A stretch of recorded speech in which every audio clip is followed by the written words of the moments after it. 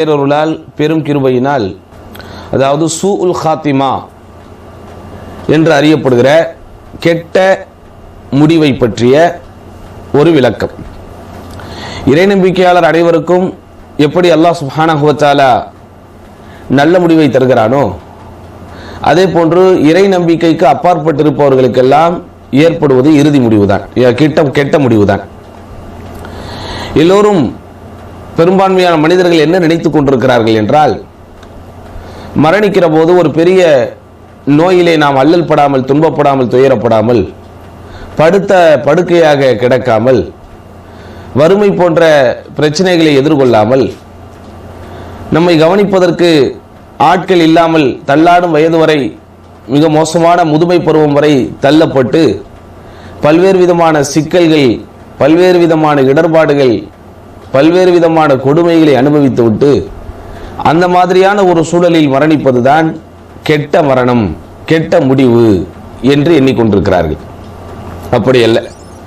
சூஉல் ஹாத்திமா என்றால் முதலில் என்னவென்று நாம் தெரிந்து கொள்ள வேண்டும். எப்படி நாம் கடந்த வகுப்பிலே ஹுஸ்னுல் ஹாத்திமா என்கிற நல்ல இறுதி முடிவை பற்றி தெரிந்தோமோ, அதே போன்று கெட்ட இறுதி முடிவை பற்றியும் தெரிந்து கொள்ள வேண்டும். உலமாக்கள் அதற்கு விளக்கம் சொல்லுகிற போது என்ன சொல்லுகிறார்கள் என்றால், கலிமத்து தௌஹீத் என்கிற லா இலாஹா இல்லல்லாஹ்வை மரண நேரத்தில் சொல்ல விடாமல் தடுக்கக்கூடிய ஏதேனும் ஒன்று அவனிடத்திலே குறுக்கிடுகிற போது அதுதான் கெட்ட மரணம் அல்லது கெட்ட இறுதி முடிவு என்பதை புரிந்து கொள்ள வேண்டும். அப்படி நபிகள் நாயகம் ஸல்லல்லாஹு அலைஹி வஸல்லம் சொல்லியிருக்கிறார்கள், யார் ஒருவர் மரணிக்கக்கூடிய நேரத்திலே லா இலாஹ இல்லல்லாஹ்வை சொல்லுவாரோ அவர் சொர்க்கம் போவார். அப்போ இந்த லா இலாஹ இல்லல்லாஹ் என்பதுதான் ஒரு மனிதனுடைய இறுதி முடிவை தீர்மானிக்கக்கூடியது.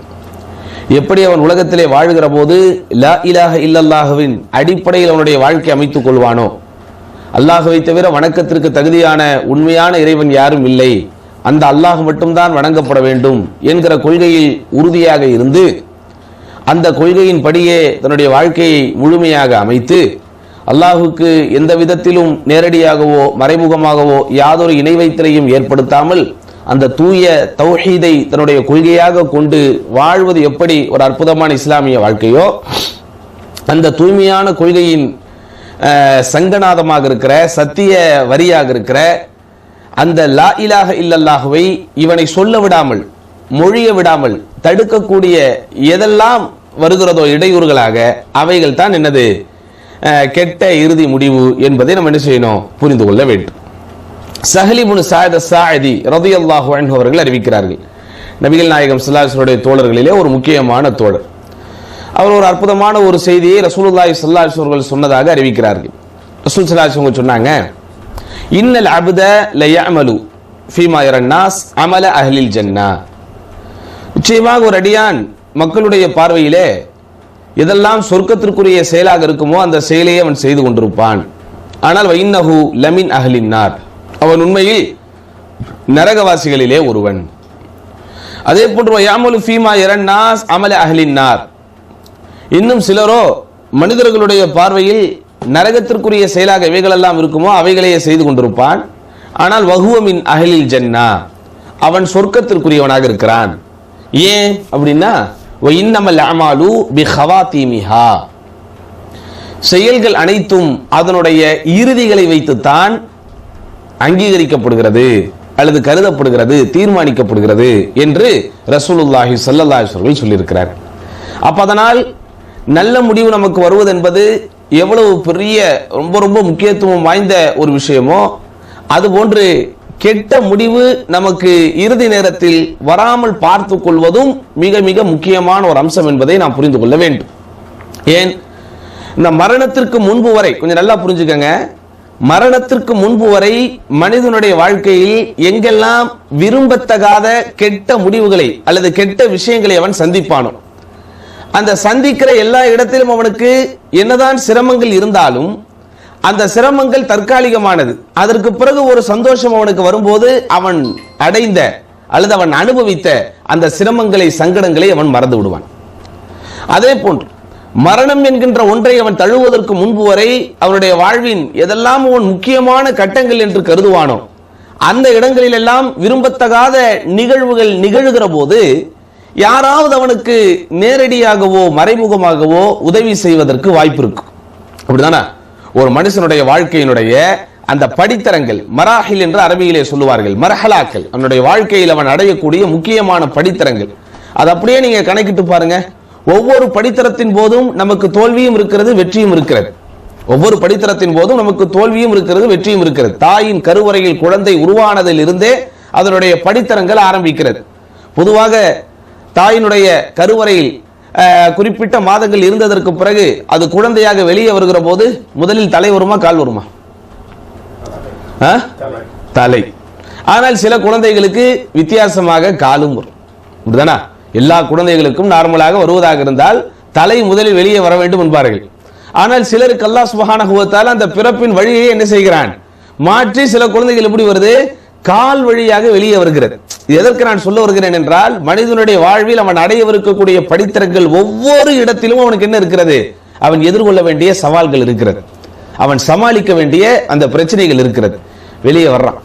வந்த குழந்தைக்கென்று அந்த குழந்தை பருவத்திலேயே இயல்பையிலேயே இயற்கையிலேயே சில விஷயங்கள் இருக்க வேண்டும். ஆனால் சில குழந்தைகளுக்கு அது இருக்காது. இப்படிதானா? உடனே அந்த நேரத்திலே தாயும் தந்தையும் அல்லல் பட்டு என்னென்ன மருத்துவங்கள் செய்ய வேண்டுமோ, எந்தெந்த மருத்துவரை போய் பார்க்க வேண்டுமோ, இப்படியே போய் பார்த்து செலவு செய்து சிரமப்பட்டு அல்லாஹ்வுடைய உதவியை கொண்டு அல்ஹம்துலில்லாஹ் அந்த குழந்தை ரெக்கவரி ஆயிடுது. அப்படியே அந்த குழந்தை கொஞ்சம் பால்குடி பருவத்திலே இருக்கிறது. பால்குடி பருவத்திலே இருக்கக்கூடிய குழந்தைக்கென்று சில இயல்புகள் இருக்கிறது. ஆனால் அந்த இயல்புக்கு மாற்றமாகவும் சில குழந்தைகள் இருக்கும். அதுக்கப்புறம் அப்படியே பள்ளி பருவத்தில் முதலாக பள்ளிக்கூடத்திலே சேர்க்கிறோம். நன்றாக நீங்கள் சிந்தித்து பாருங்கள். பள்ளியில் சேர்க்கிற எல்லா குழந்தைகளும் பள்ளி படிப்பு வெற்றிகரமாக முடித்து விடுகிறதா? இல்ல. இன்னைக்கெல்லாம் பள்ளிக்கூட படிப்புங்கிறது ஒரு பிசினஸ் மாதிரி ஆயிப்போச்சு. ஆனால் சாதாரணமாக நீங்கள் யோசித்து பார்த்தால் நிறைய கனவுகளோடு நிறைய கற்பனைகளோடு என்ன செய்யறோம், நம்ம பிள்ளையை கொண்டு போய் கான்வென்ட்ல சேர்க்கிறோம் அல்லது ஆங்கில வழி பள்ளிக்கூடத்திலே கொண்டு போய் சேர்க்கிறோம். சமுதாயத்தினுடைய தனவந்தர்களும் செல்வந்தர்களும் விஐபிகளும் விவிஐபிகளும் எங்கெல்லாம் கொண்டு போய் தங்களுடைய பிள்ளைகளை சேர்ப்பார்களோ அங்க கொண்டு போய் சேர்க்கிறோம். ஆனால் நீங்கள் சேர்க்கிற அல்லது சேர்க்கப்படுகிற எல்லா குழந்தைகளும் அந்த பள்ளி படிப்பை வெற்றிகரமாக முடித்து விட்டு வந்து விடுகிறதா? முடித்து விட்டு வருவதற்குண்டான இயல்பான சூழல்கள் அமைகிறதா?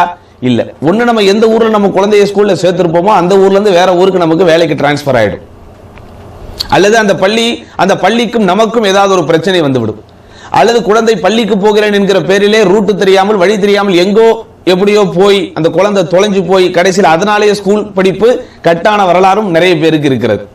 அல்லது பல பேருக்கு பொருளாதாரத்தில் சில சிக்கல்கள் வரும், சேமிப்பு குறைந்து சேமிப்பு கரைந்து கடைசியில் அந்த பயங்கரமான அந்த பள்ளி கட்டணத்தை கட்ட முடியாமல் வேறு பள்ளிக்கு அவர்கள் மாற்றிவிடக்கூடிய ஒரு நிர்பந்தங்கள் ஏற்படும். இப்படியே நீங்க வாழ்க்கையில கணக்கு போடுங்க. தாயின் கருவறையில் உருவானதில் இருந்து அது வெளியே வந்ததிலிருந்து பள்ளி படிப்பு, உயர்கல்வி படிப்பு, உயர்நிலை படிப்பு, கல்லூரி, அதே போன்று வேலைக்கு சேருவது, அதே போன்று திருமணம், அதே போன்று அதற்கு பிறக்கக்கூடிய ஒரு குழந்தை, அதற்கு பிறகு அவன் சம்பாதிக்க வேண்டியது, வீடு கட்ட வேண்டியது, சேமிக்க வேண்டிய, இப்படி எதெல்லாம் ஒரு மனிதனுடைய வாழ்க்கையின் முக்கியமான கட்டங்களாக படித்தரங்களாக அவன் பயணிக்கிறானோ எல்லா இடங்களிலும் அவன் வீறு கொண்டு எழுந்து விடுவதே இல்லை. பல இடங்கள்ல விழுவோம், சில இடங்கள் எந்திரிச்சு வருவோம். சில பேருக்கு பள்ளி கல்வி சக்சஸா இருக்காது, திடீரென்று வேறு ஒரு தொழில் துறையில முன்னே நுழைஞ்சிருப்பாங்க, அதுல மாஷா அல்லாஹ் சக்சஸ்ஃபுல்லாக வந்திருப்பார்கள்.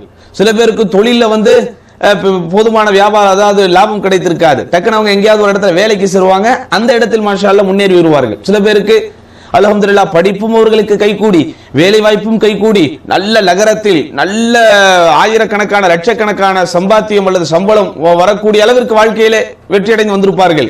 திருமண வாழ்க்கை கசந்து போயிருக்கும், அந்யோன்யமான மனைவி அவனுக்கு கிடைத்திருக்காது, அவனுடைய விருப்பத்திற்கேற்ப இல்வாழ்க்கை அமைந்திருக்காது. அல்லது பல பேருக்கு சம்பளமும் ஒரு பக்கம் லட்சமா வரும், அழகான ஒரு கண்ணியமான இவனுடைய மனதிற்கு விருப்பமான கண்களுக்கு குளிர்ச்சியான ஒரு மனைவியும் இருப்பாள், ஆனால் அவர்களுக்கு குழந்தை பாக்கியம் பெற்றிருக்கார். அப்படியே சிரமப்பட்டு பல்லாண்டுகள் கழித்து ஒரு குழந்தை பிறந்திருந்தாலும் அந்த குழந்தையின் மூலம் இவர்களுக்கு ஒரு மகிழ்ச்சி வராத ஒரு சூழல் ஏற்பட்டிருக்கும். இதற்கு நான் சொல்ல வருகிறேன் என்றால், மனிதனுடைய மரணத்திற்கு முன்பு அவனுடைய வாழ்வில் எதெல்லாம் முக்கியமான கட்டங்கள் இருக்கிறதோ, முக்கியமான படித்தரங்கள் இருக்கிறதோ, அந்த எல்லா கட்டங்களிலும் எல்லா படித்தரங்களிலும் இவன் எதிர்கொள்ள வேண்டிய ஏதாவது ஒரு பிரச்சனை இந்த உலகத்தில் இருந்து கொண்டுதான் இருக்கிறது. அந்த பிரச்சனை கடைசி வரைக்கும் இவனுக்கு தீர்வு கிடைக்காமலும் போயிருக்கலாம்.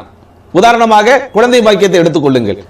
நிறைய பேருக்கு, நிறைய தம்பதிகளுக்கு அல்லது சில தம்பதிகளுக்கு கல்யாணமாகி 10-20 வருடங்கள் தாண்டி 25 வருடங்கள் தாண்டியும் குழந்தையே இல்லை.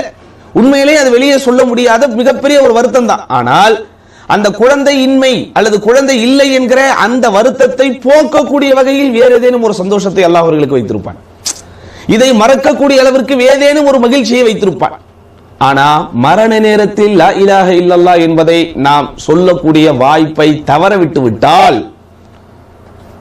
அங்க நமக்கு இது இல்லாட்டா பரவாயில்ல, வேறு ஏதாவது நமக்கு இருக்குன்னு சொல்லி நம்ம என்ன செய்ய முடியாது, எந்த விதத்திலும் சந்தோஷப்பட்டு விடவே முடியாது. குழந்தை இல்லாத ஒரு கணவன் மனைவிக்கு அவனுடைய சொந்த சகோதர சகோதரிகள் ஆறுதலாக இருக்கலாம், அல்லது அவர்களுடைய நண்பர்கள் ஆதரவாக இருக்கலாம், அல்லது அவர்களுக்கு அல்லாஹ் சுப்ஹானஹு வ தஆலா மகிழ்ச்சியை தரக்கூடிய அளவிற்கு வேறு விதமான நோய் நொடி இல்லாத வாழ்க்கையை தந்திருக்கலாம், செல்வ செழிப்பான வாழ்க்கையை தந்திருக்கலாம், சமூகத்திலே அந்தஸ்தை கொடுத்திருக்கலாம். அப்படிதானா? அப்ப எந்த விஷயம் எல்லோருக்கும் கிடைக்கிற ஒன்று எனக்கு கிடைக்கவில்லை என்று நான் நினைக்கிறேனோ, அது எனக்கு மனதிற்குள் வருத்தத்தையும் வெளியே சொல்ல முடியாத ஒரு அழுகையையும் எனக்கு தருகிறது என்று நான் நினைத்து குமுறுவேனோ, அந்த சங்கடத்தை மறக்க செய்யக்கூடிய அளவிற்கு ஏதேனும் ஒரு சந்தோஷம் இந்த உலகத்தில் எனக்கு இருக்கத்தான் செய்யும். அது யாராக இருந்தாலும் சரி. அப்படிதானே? வறுமை அப்படிங்கிறது உண்மையிலேயே அதில் வாடியவர்களுக்கு தான் அதனுடைய கஷ்டம் தெரியும். இப்படிதானே? ஓரளவிற்கு நடுத்தர வர்க்கத்திலும் 3 வேளை உணவுக்கு பிரச்சனை இல்லை என்கிற ஒரு சூழ்நிலையில் வாழக்கூடிய குடும்பத்தவர்களை பொறுத்த வரைக்கும் அவங்களுடைய வாழ்வியல் லட்சியமே என்ன? என்னுடைய குடும்பத்திற்கு வறுமை வந்துவிடக் கூடாது, வறுமையில் நாங்கள் வாடிவிடக் கூடாது என்பதற்காகத்தான் அவர்களுடைய போராட்டங்களும் முஸ்லிம்களும் இருக்கிறது. ஆனால் வறுமையில் அல்லது வறுமை கோட்டிற்கு கீழும் லட்சக்கணக்கான மக்கள், கோடிக்கணக்கான மக்கள் இன்றைக்கு வாழ்ந்து கொண்டுதானே இருக்கிறார்கள். எப்படி அவர்களால் வாழ முடிகிறது? 3 வேளை சாப்பாடு அவர்களுக்கு கிடையாது, ஆரோக்கியமான சூழல் அவர்களுக்கு கிடையாது, பாதுகாப்பான வீடு அவர்களுக்கு கிடையாது, கண்ணியமான ஆடைகள் அவர்களுக்கு கிடையாது. ஒரு சக மனிதன் எந்த கண்ணியத்தையும் எந்த மரியாதையையும் எந்த தன்மானத்தையும் எந்த கௌரவத்தையும் இந்த சமூகத்திலே எதிர்பார்ப்பானோ அப்படி எந்த எதிர்பார்ப்புகளும் இல்லாமல் பிளாட்பார ஓரத்திலே வாழ்ந்து கொண்டிருப்பவர்களை நாம் பார்த்துக் கொண்டிருக்கிறோமா இல்லையா? தெருவோரங்களில் பிழைத்துக் கொண்டிருப்பவர்களை பார்த்துக் கொண்டிருக்கிறோமா இல்லையா? சென்னை போன்ற பெருநகரங்களில் அல்லது சென்னை, பெங்களூர், மும்பை போன்ற பெரும் பெரும் நகரங்களில் பிளாட்பார வாசிகள் என்கிற பேரிலேயே அறியப்படக்கூடிய ஆயிரக்கணக்கான மக்கள், லட்சக்கணக்கான மக்கள் இன்றைக்கு வாழ்ந்து கொண்டிருக்கிறார்களா இல்லையா? அந்த வாழ்க்கையை சராசரியாக வாழ்ந்து கொண்டிருக்கக்கூடிய நம்மை போன்றவர்கள் ஒரு நாள் வாழ முடியுமா? அல்லாஹ் காப்பாற்ற வேண்டும். ஆனா அவர்கள் வாழ்ந்து கொண்டுதான் இருக்கிறார்கள். எப்படி அவங்களால வாழ முடியுது அப்படின்னா, எதை நாம் மிகப்பெரிய கஷ்டம் என்று கருதுகிறோமோ, எதை மிகப்பெரிய சிரமம் என்று நாம் பார்க்கிறோமோ, அந்த சிரமத்தையும் அந்த கஷ்டத்தையும் மறக்கடிக்கக்கூடிய ஏதோ ஒரு மகிழ்ச்சி அவர்களிடத்தில் இருக்கிறது. அதனாலதான் அவங்க வாழ்க்கை போய்கிட்டு இருக்கு. அப்ப இந்த உலகத்திலே நண்பார்ந்தவர்களை தெளிவாக புரிந்து கொள்ளுங்கள். மரண நேரத்தில் லா இலாஹ இல்லல்லாஹுவை மொழியக்கூடிய பாக்கியம் நமக்கு கிடைக்காவிட்டால் அதை விட ஒரு பெரிய கை சேதம் எதுவுமே இல்லை. காரணம், அந்த இக்கட்டிலிருந்து நம்மை பாதுகாப்பதற்கு யாரும் வரமாட்டார்கள், யாரும் வர முடியாது. அந்த இக்கட்டினால் நாம் அனுபவிக்க போகிற சிரமங்களை மறக்கடிக்க செய்கிற வேறு எந்த சின்ன சிற்றின்பங்களும் மனித வாழ்க்கைக்கு கிடைக்கவே கிடைக்காது. அதனால சூஉல் காத்திமா என்பது நாம் அஞ்சி அடுங்க வேண்டிய மிக மிக பெரிய விஷயம் என்பதை இறை நம்பிக்கை கொண்டவர்கள் இதயங்களில் ஏற்றிக்கொள்ளுங்கள். சும்மாவா கேட்டாங்க ரசூல் ஸல்லல்லாஹு அலைஹி வஸல்லம் பிரார்த்தனையை? யா அல்லாஹ், என்னுடைய மரணம் எல்லா விதமான சகலவித பிரச்சனைகளில் இருந்தும் ராகத்தை பெற்ற மரணமாக என்னுடைய மரணத்தை ஆக்கிவை சொன்னாங்களா இல்லையா? இஜ்அலில் மௌத ராஹத்தன் லீ மின் குல்லி ஷர், எல்லா விதமான தீமையில் இருந்தும் விடுபட்ட ஒரு மரணமாக என்னுடைய மரணத்தை வை. எதுக்கு ரசூல் ஸல்லல்லாஹு அலைஹி வஸல்லம் அப்படி கேட்டாங்க? அந்த துஆ ஒவ்வொரு வாரமும் உங்களுக்கு குத்துபாக்களிலே சொல்லி தரப்படுகிறதா இல்லையா? வலா தமூதுன்ன இல்லா வ அன்தும் முஸ்லிமூன், முஸ்லிம்களாகவே அன்றி நீங்கள் மரணிக்காதீர்கள். அப்போ உங்களுடைய இறுதி முடிவை நீங்கள் சரியாக வைத்துக் கொள்ளுங்கள் என்கிற விஷயம் ஏன் மார்க்கத்திலே சொல்லப்பட்டிருக்கிறது?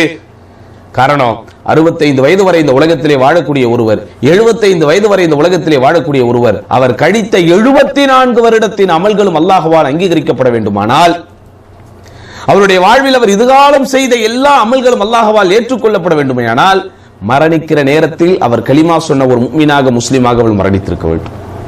அப்ப அந்த ஒரு பாக்கியத்தை தவிர்க்கக்கூடிய, அந்த ஒரு பாக்கியத்தை தடுக்கக்கூடிய விஷயங்களாக எதுவெல்லாம் மரண நேரத்தில் ஒரு மனிதனின் சிந்தனைக்குள் வருகிறதோ அதுதான் சூஉல் காத்திமா, கெட்ட இறுதி முடிவு என்பதை புரிந்து கொள்ள வேண்டும். கெட்ட இறுதி முடிவை உலமாக்கள் 2 விதமாக நமக்கு வகுத்து கொடுக்கிறார்கள். கெட்ட இறுதி முடிவுங்கிறோம்ல, அந்த கெட்ட இறுதி முடிவுங்கிறது அல்லது ஆமா சூஉல் காத்திமா என்பது 2 வகைப்படுகிறது. முதல் வகை என்ன? மரணிக்கக்கூடிய நேரத்தில் மரண வலி வரும்ல, சக்கராத்துல் ஹால் என்று சொல்லுவோம். மரண நேரத்தில் அவனுடைய உயிர் ஊசலாடி கொண்டிருக்கக்கூடிய நேரம், இன்னும் கொஞ்ச நேரத்துல தொண்டை குழி விக்கி காலும் காலும் பின்னி அவனுடைய உடலில் ஒட்டி இருக்கக்கூடிய உயிர் என்ன செய்ய போகிறது? பிரிந்து செல்ல போகிறது. இப்படிப்பட்ட அந்த சக்கராத்துல் ஹால் என்கிற நேரத்தில் அல்லாஹ்வின் விஷயத்தில் அவனுக்கு சந்தேகம் வரும். அல்லாஹ் இருக்கிறானா இல்லையா என்கிற ஒரு சந்தேகம் அவனுடைய உள்ளத்திலே ஏற்படும். இந்த மார்க்கம் இஸ்லாமிய மார்க்கம்ங்கிறது உண்மையா இல்லையா அப்படிங்கிற ஒரு சந்தேகம் அவனுக்கு வரும். ஷைத்தான் ஏற்படுத்துவான். அப்ப இது ஒரு விதமான கெட்ட முடிவு. இரண்டாவது கெட்ட முடிவு என்ன தெரியுமா? அல்லாஹ்வை பத்தி அவனுக்கு சந்தேகம் வராது. இந்த மார்க்கம் உண்மையா இல்லையாங்கிறத பத்தி சந்தேகம் வராது. சொர்க்கம் இருக்குதா இல்லையா, நரகம் உண்மையா இல்லையா என்பது போன்ற சந்தேகம் வராது. ஆனா அவைகள் எல்லாவற்றையும் மறக்கடிக்கக்கூடிய வகையில் இந்த உலகத்தின் ஏதோ ஒரு விஷயம் அவனுடைய சிந்தனையை முழுமையாக ஆக்கிரமித்து விடும். அதுவும் கெட்ட முடிவு. முதல் விஷயம் இருக்கிற அது ரொம்ப பயங்கரம். அவனுக்கு மரணிக்கக்கூடிய நேரத்தில் அவன் மரணத்தினுடைய வழியிலே அவன் அனுபவித்துக் கொண்டிருக்கிற போது அவனை சுற்றி அவனுடைய உறவுக்காரர்கள் எல்லோரும் இருப்பார்கள். இதனால் வரைக்கும் அவனோடு கூடி குழாவி அவனோடு வாடையிலும் கோடையிலும் இருந்த அவனுடைய மனைவி இருப்பாள். அவன் பெற்றெடுத்த பிள்ளைகள் இருப்பார்கள். சில பேருக்கு இவனை பெற்றெடுத்த பெற்றோர்களும் இருப்பார்கள். இதனால் வரைக்கும் இவன் இணைந்து புனைந்து வாழ்ந்த நண்பர்கள் இருந்திருக்கலாம், சொந்தக்காரர்கள் இருந்திருக்கலாம், உறவுக்காரர்கள் இருந்திருக்கலாம்.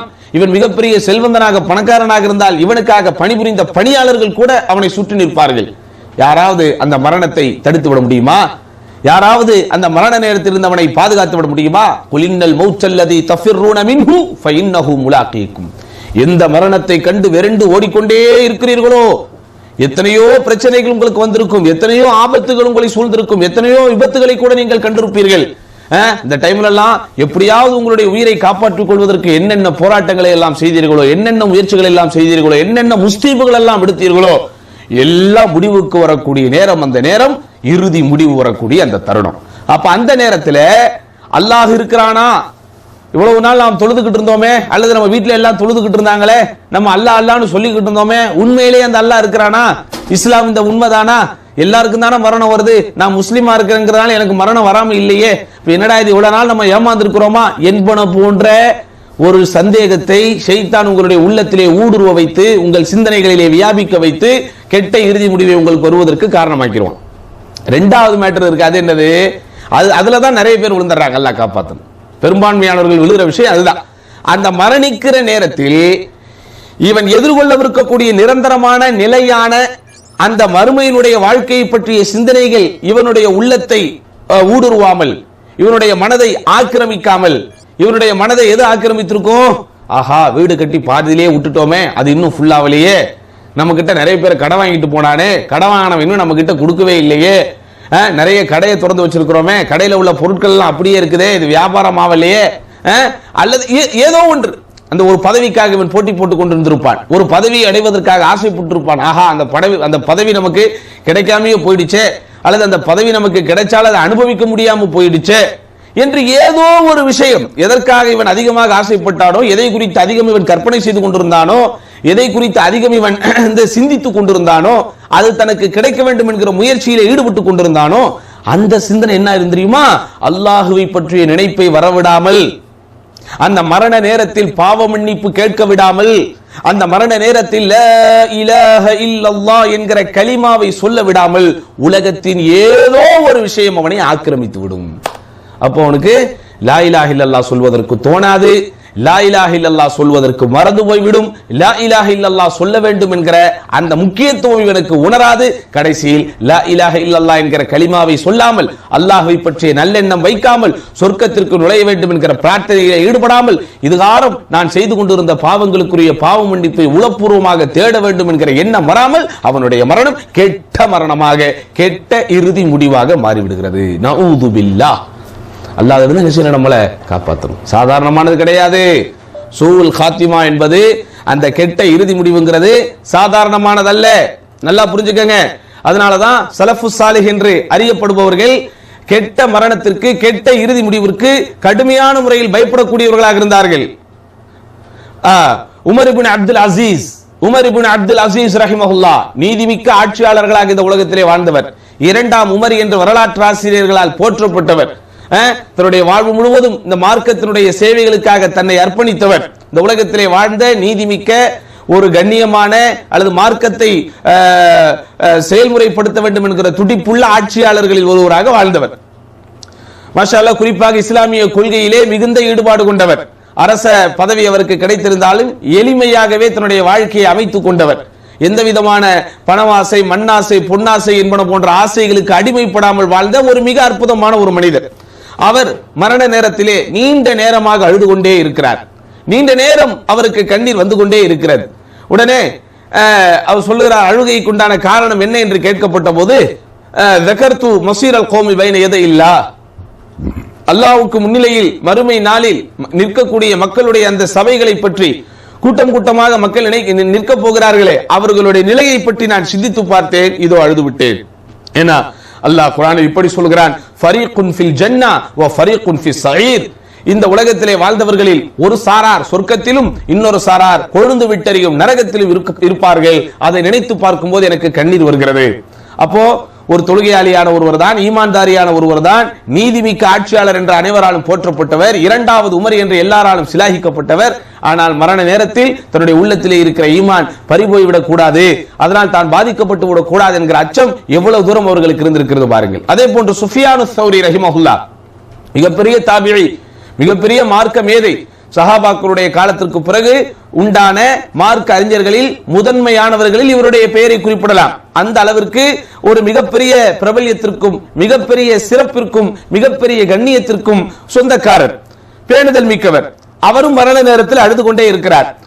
அப்போது அவரிடத்தில் ஒருவர் கேட்கிறார், யா அபா அப்துல்லா அமின் கஸரத்தி துனூப், பாவங்கள் அதிகம் செய்து விட்டதாக என்ன நீங்கள் அழுது கொண்டிருக்கிறீர்களா என்று கேட்டபோது அவர் சொன்னார், இல்லை, வலாக்கின் அகாஃபு அன் உஸ்லபல் ஈமான் கபிலல் மௌத், மரணத்திற்கு முன்னால், நான் மரணிப்பதற்கு முன்னால் என்னுடைய உள்ளத்திலே இருக்கிற ஈமான் ஏதாவது ஒரு வகையில பறிபோய் விடுமோ, பிடுங்கப்பட்டு விடுமோ என்று எண்ணி நான் பயப்படுகிறேன் அப்படின்னு அவர் சொல்றார். அப்படின்னா என்ன அர்த்தம்? மரணிக்கக்கூடிய அந்த கடைசி வினாடிக்கு முன்பு வரை உத்தரவாதம் இல்லை உங்களுடைய உள்ளத்தில் இருக்கிற ஈமான் உங்களுடையே இருக்கும் என்று. ஏன்னா ரசூல் ஸல்லல்லாஹு அலைஹி வஸல்லம் ஏற்கனவே சொல்லிட்டாங்க, சொர்க்கத்திற்குரிய அமல்களையே ஒருவர் செய்து கொண்டிருப்பார், அல்லாஹ்வுடைய நாட்டம் கடைசியில நரகத்திற்குரிய அமலை செய்து விட்டு அவர் நரகத்திற்கு போய் விடுவார். அதே போன்ற நரகத்திற்குரிய காரியங்களையே செய்து கொண்டிருப்பார், அவரும் அல்லாஹ்வுடைய நாட்டம் சொர்க்கத்தினுடைய ஏதேனும் ஒரு காரியத்தை செய்து சொர்க்கவாசியாக போய் விடுவார். அதனால் உலகத்திலே வாழ்ந்து கொண்டிருக்கும் போது ஒருவர் தாடி தொப்பியோடு அலைந்து கொண்டிருக்கிறார், அல்லது வெள்ளையும் சொல்லியுமாக அலைந்து கொண்டிருக்கிறார், எப்ப பார்த்தாலும் அவரை பள்ளிவாசல்ல தான் பார்க்க முடியும், நிறைய ஹஜ்ஜி செஞ்சுட்டு வந்திருக்கிறாரு, ஏழைகளுக்கு நிறைய அள்ளி அள்ளி கொடுத்திருக்கிறாரு என்பன போன்ற காரணங்களை மட்டுமே வைத்து அவரை சொர்க்கவாதி என்று நாம் நினைக்கவும் முடியாது. அவர் ஒரு நல்ல மரணத்தை அடைந்திருக்கிறார் என்று புரிந்து கொள்ள முடியாது. எந்த நல்ல காரியங்களை அவர் செய்து கொண்டிருந்தாரோ அதை இறுதி வரைக்கும் அவர் செய்து கொண்டே இருக்க வேண்டும். அதைத்தான் அல்லாஹ் சொல்கிறான், இன்னல்லதீன ஆமனு இன்னல்லதீன காலு ரப்புனல்லாஹு சும்ம இஸ்தகாமு ததனஸ்ஸலு அலைஹிமுல் மலாயிகா, எவர்கள் எங்களுடைய இறைவன் அல்லாஹுதான் என்று சொல்லி பிறகு இறுதி வரை அதில் உறுதியாக நிலைத்து நிற்கிறார்களோ, இப்படி எவர்கள் எங்களது இறைவன் அல்லாஹுதான் என்று சொல்லி அந்த கொள்கையில் இறுதி வரை உறுதியாக நிலை குலையாமல் இருக்கிறார்களோ அவர்களுக்குத்தான் மலக்குமார்கள் இறங்கி வந்து சுப செய்தி சொல்கிறார்கள், லா ஹௌஃபுன், நீங்கள் பயப்பட வேண்டாம், நீங்கள் கவலை கொள்ள வேண்டாம், நீங்கள் தான் சொர்க்கத்தை கொண்டு நன்மாராயம் பெற போகிறீர்கள் என்கிற வாழ்த்து செய்தி சொல்றாங்க. அப்ப அந்த இஸ்திகாமத் என்பது மரண நேரம் வரைக்கும் ஈமானை தாங்கி பிடிப்பது என்பது, மரண நேரம் வரைக்கும் நம்முடைய உள்ளத்தில் இறைவன் மிகப்பெரிய பொக்கிஷமாக கொடுத்திருக்கிற இறை நம்பிக்கையை மாபெரும் சொத்தாக கருதி அதை நம்ம அப்படியே தக்க வைத்துக் கொள்வது என்பது வாழ்நாள் சாதனை என்பதை மறந்து விடாதீர்கள். மற்றதை தக்க வைக்கிறதெல்லாம் அப்புறம். உலகத்திலே உள்ள மனிதர்களுடைய பெரிய பிரச்சனை தெரியுமா? எல்லோருக்கும் அல்லாஹ் எல்லா விஷயத்தையும் ஏதாவது ஒரு கட்டத்தில் கொடுத்து கொண்டேதான் இருப்பான். ஆனால் அவர்களுக்கு அதை சரியான முறையிலே தக்க வைக்க தெரியாது. சிலருக்கு அல்லாஹ் புகழை கொடுத்து பார்ப்பான், அதற்கு தகுதி வாய்ந்தவர்களாக அவர்கள் வாழ்ந்தால் அந்த புகழை இறுதி வரைக்கும் அவர்களால் தக்க வைக்க முடியும். ஆனால் மனிதன் அவசரக்காரன், மனுஷன் யாரு? அவசரக்காரன், அவனுடைய புத்தி மட்டு. அதனால அவன் என்ன செஞ்சிடறான்? அவன் அதை எதையுமே தக்க வைக்க தெரியாமல் போய்விடுகிறான். நிறைய பேர் அவசர புத்தியின் காரணத்தினால் அல்லது ஆத்திரத்தின் காரணத்தினால் அல்லது சரியான பக்குவமின்மையின் காரணத்தினால் பொக்கிஷம் போல் பாதுகாக்க வேண்டிய குடும்ப வாழ்க்கையை தக்க வைக்க தெரியாமல் இழந்திருக்கிறார்கள், பொருளாதாரத்தை தக்க வைக்க தெரியாமல் இழந்திருக்கிறார்கள், பதவியை தக்க வைக்க தெரியாமல் இழந்திருக்கிறார்கள், நண்பர்களை தக்க வைக்க தெரியாமல் இழந்திருக்கிறார்கள், உறவை, சொந்தத்தை, பந்தத்தை, இப்படி சொல்லிக் கொண்டே போகலாம், ஆரோக்கியத்தை தக்க வைக்க தெரியாமல் இழந்திருக்கிறார்கள். அப்போ இவைகளை எல்லாம் இழப்பு என்பது இழப்பு தான். ஆனா பேரிழப்பு என்பது அல்லாஹ் நமக்கு கொடுத்திருக்கிற லா இலாஹ இல்லல்லாஹ்வை இழப்பது, அல்லாஹ் நமக்கு கொடுத்திருக்கிற தீனுல் இஸ்லாத்தை இழப்பது. மரணிக்கக்கூடிய நேரத்தில் கலிமா சொல்லி மரணிக்க வேண்டும் என்கிற அந்த பாக்கியம் இல்லாமல் எதை ஒருவன் இழக்கிறானோ அதுதான் இழப்பிலேயே பெரிய இழப்பு என்பதை நம்ம புரிந்து கொள்ள வேண்டும். மாலிக் இப்னு தீனார் அவரும் ஒரு மிகப்பெரிய வரலாற்று சிறப்பு மிக்க ஒரு நபர். அவர் தன்னுடைய மெஹராபில் மிஹ்ராப்னா என்ன? இந்த தொழுகை தொழ வைக்கக்கூடிய இந்த இடத்திலே நின்று யா ரப்பி கத் அரஃப்த சாக்கினல் ஜன்னா வ சாக்கினன் நார், நீ சொர்க்கத்திலே வசிப்பவர்கள் யார் என்பதும் உனக்கு தெரியும், நரகத்திலே வசிப்பவர்கள் யார் என்றும் தெரியும். ஃபஃபி ஐயித் தாரைன், நான் இந்த 2 இல்லங்களில் எங்கே இருக்க போகிறேனோ என்று அவர் நினைத்து சும்மா பக்கா, தேம்பி தேம்பி அழுதார் அப்படின்னு வருது. அப்போ தங்களுடைய வாழ்நாள் முழுவதும் இஸ்லாத்திற்காகவே கழித்தவர்கள், இறை நம்பிக்கையை அலங்கரித்தவர்கள், வணக்க வழிபாட்டில் ஊறி திளைத்தவர்கள், அந்த வணக்க வழிபாட்டில் இருப்பதே தங்களுடைய வாழ்வின் பெரும் பாக்கியமாக கருதியவர்கள், பிறருக்கு பாதிப்பு ஏற்படுத்தாதவர்கள், கொள்கையின் குன்றுகளாக விளங்கியவர்கள், மார்க்கத்தினுடைய அடையாளங்களாக தங்களை வெளிப்படுத்தியவர்கள், தங்களுடைய சொல்லாலோ செயலாலோ யாருக்கும் எந்த விதத்திலும் பாதிப்புகளை ஏற்படுத்தாதவர்கள், குடும்ப வாழ்க்கை முதல் சமூக வாழ்க்கை வரை பொது வாழ்க்கை உட்பட அத்துணை விஷயத்திலும், அதாவது நம்மை போன்ற சாதாரண மனிதர்களை காட்டிலும் எவ்வளவோ உயர்ந்த அளவிற்கு தூய்மையை கடைபிடித்தவர்கள், அவங்களே மரண நேரத்தில் ஈமான் மாறி போயிடக்கூடாது, மரண நேரத்தில் நம்ம ட்ராக் மாறி போயிடக்கூடாதுன்னு பயந்திருக்கிறார்கள், அஞ்சி இருக்கிறார்கள், நடுங்கி இருக்கிறார்கள், ஒடுங்கி இருக்கிறார்கள். அதன் காரணத்தால் உணர்ச்சிகளை கட்டுப்படுத்த முடியாமல் தேம்பி தேம்பி கண்ணீர் விட்டு அழுதிருக்கிறார்கள். ஆனா நம்ம சாதாரணமா நம்முடைய வாழ்க்கை போய்கிட்டு இருக்கு. நம்முடைய ஈமானை பறிப்பதற்கு, நம்முடைய இறை நம்பிக்கையை முடக்குவதற்கு எத்தனையோ விஷயங்கள் இந்த உலகத்தில் உலா வந்து கொண்டிருக்கிறது. எத்தனையோ விஷயங்கள் ஆபாசங்களாக, அருவருப்புகளாக, அனாச்சாரங்களாக, அநியாயங்களாக, அத்துமீறல்களாக, இணை வைப்புகளாக, பிதாத்துகளாக, பெரும்பாவங்களாக, சிறுபாவங்களாக நம்முடைய சிந்தனையை சாகடிப்பதற்கு, நம்முடைய ஈமானிய அந்த வீரத்தை, அந்த ஈமானிய உரத்தை மழுங்கடிக்க செய்வதற்கு எத்தனையோ விஷயங்கள் இந்த உலகத்தில் தாராளமாக ஏராளமாக உலா வந்து கொண்டிருந்தாலும் நம்ம அதை குறித்து கண்டுகொள்ளாமல் சர்வ சாதாரணமாக நம்முடைய வாழ்க்கை போய் கொண்டிருக்கிறது. அதனால நண்பார்ந்தவர்களே, இந்த கெட்ட முடிவு நம்ம இடத்துல வராமல் இருக்க நம்ம என்ன செய்யணும்? ரொம்ப கவனமா இருக்கணும். கெட்ட முடிவு ஏற்படுவதற்குண்டான காரணங்களை மார்க்க அறிஞர்கள், உலமா பெருமக்கள் தொகுத்து தருகிற போது ஒரு சில எச்சரிக்கைகளை நமக்கு தருகிறார்கள். எதனால ஒரு மனுஷனுக்கு கெட்ட முடிவு வரப்போகுது, அல்லது ஒரு மனுஷனுக்கு கெட்ட முடிவு வந்து விடலாம் என்று நாம் அஞ்சுவதற்கு எதுவெல்லாம் ஒரு அடிப்படைகளாக அமைய போகிறது அப்படின்னு பார்த்தா, அற்புதமா ஒரு விஷயத்தை நமக்கு முதன்மைப்படுத்தி சொல்றாங்க. எப்படி? தஹாவுனுல் முஸ்லிம் ஃபி அதாஇ மஃப்தரதல்லாஹு தஆலா அலைஹி, ஒரு முஸ்லிமுக்கு அல்லாஹ் எதையெல்லாம் ஃபரதாக, கடமையாக, கட்டாய கடமையாக ஆக்கியிருக்கிறானோ அதில் யாரெல்லாம் அசட்டையாக, பொடுபோக்காக, சர்வ சாதாரணமாக இருக்கிறார்களோ அவர்களுக்கெல்லாம் இறுதி முடிவு கெட்ட முடிவாகுவதற்கு வாய்ப்புகள் இருக்கிறது. அல்லாஹ் காப்பாற்றும். ஏன்னா இது அல்லாஹ் குர்ஆனிலே சொல்கிறார்.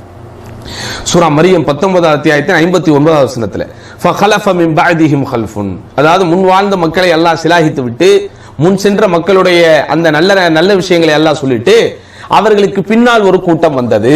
ஃபഖலஃப மின் பஅதிஹிம் கல்ஃபுன், அவர்களுக்கு பின்னால் ஒரு கூட்டம் வந்தது. யார் அவர்கள்? அதாஉஸ் ஸலாத்த, தொழுகையை வீணடித்தார்கள். வத்தபஉ ஷஹவாத்தி, மன இச்சைகளை பின்பற்றினார்கள். ஃபஸௌஃப யல்கௌன கய்யா, இவர்கள் எல்லாம் ஃபஸௌஃப யல்கௌன கய்யா, இழிவைத்தான் அடைய போகிறார்கள். அப்ப அல்லாஹ் வந்து இந்த வசனத்தை நமக்கு என்ன சொல்றான்? அந்த ஃபர்தை, தொழுகைங்கிறது ஒவ்வொரு எல்லாரும் மீதும் அல்லாஹ் சுப்ஹானஹு வ தஆலா விதித்திருக்கக்கூடிய கட்டாய கடமை. அப்ப அந்த கடமை விஷயத்திலே ஒருவன் சர்வ சாதாரணமாக இருக்கிறான், பொருட்படுத்தாமல் இருக்கிறான், ஃபர்தான வணக்க வழிபாடுகளை செய்யாமல் இருக்கிறான், அதனுடைய கனப்பரிமாணத்தை புரியாமல் இருக்கிறான். அப்படின்னும் போது அல்லாஹ் காப்பாற்ற வேண்டும். அவனுடைய இறுதி முடிவு கெட்ட முடிவாகத்தான் ஆகுவதற்கு வாய்ப்பு இருக்கிறது.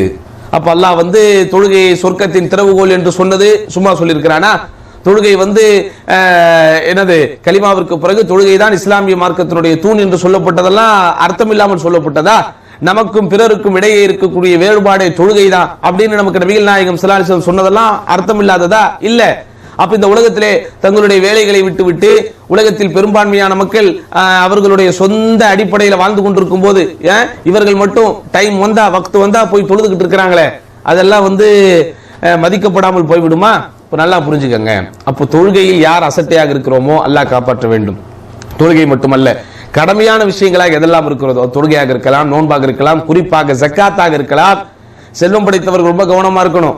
ஏன்னா தொழுகையிலே அதிக ஈடுபாடு காட்டக்கூடிய எத்தனையோ செல்வந்தர்கள் ஜக்காத்து கடமை என்று வரும்போது பின்வாங்கி விடுகிறார்கள்.